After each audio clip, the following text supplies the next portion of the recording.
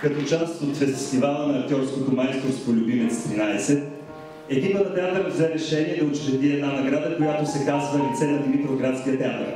Тази награда се дава на личности и на творци, които са оставили много дълбока следа в историята на Димитровградския театър и са помогнали за творческото развитие на лицето на този театър. Творецът, който ще вземе наградата тази вечер, е оставил дълбока следа не само в нашия театър, но и в българския театър като цяло. Преди 40 години, или по-точно на 17 ноември 1973 година, в Димитровградския театър един млад режисьор за първи път се среща с професионалната сцена и резултатът от тази среща е един спектакъл, който се казва Разпаленият въглен. Под зоркия поглед на този режисьор е създаден и спектакъл, който гледахте тази вечер.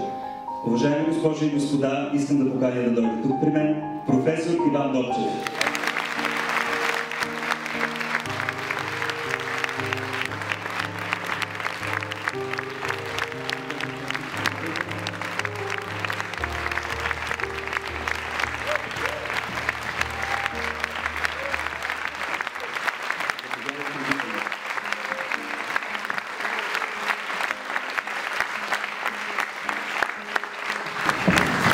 Искам да се извиня на част от публиката за недоразумението, което се получи в началото.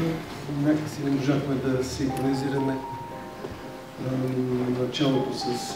Не очаквахме толкова много публика. Да.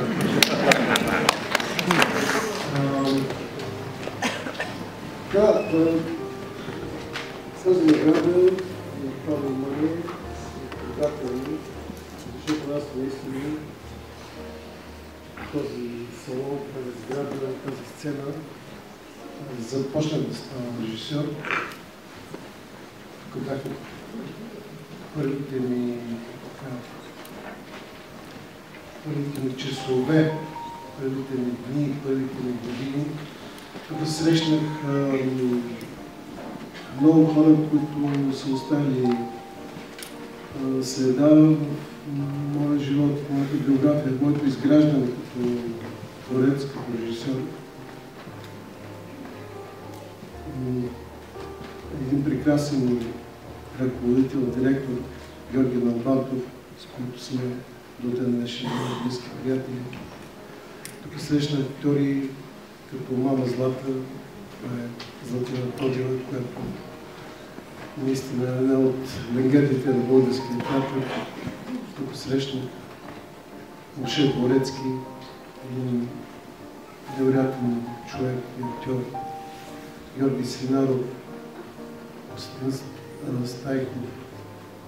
Тук срещнах първата си жена.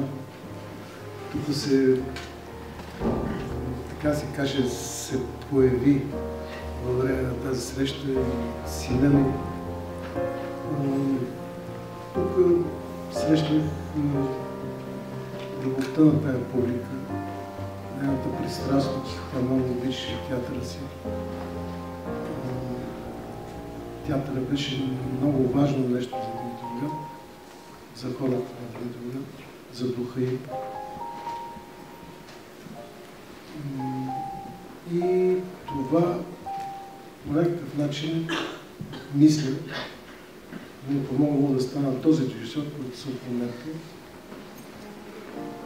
който изповядва този театър, който правя в момента. И благодаря за посрещането, за приема, който казахте на последния спектакъл.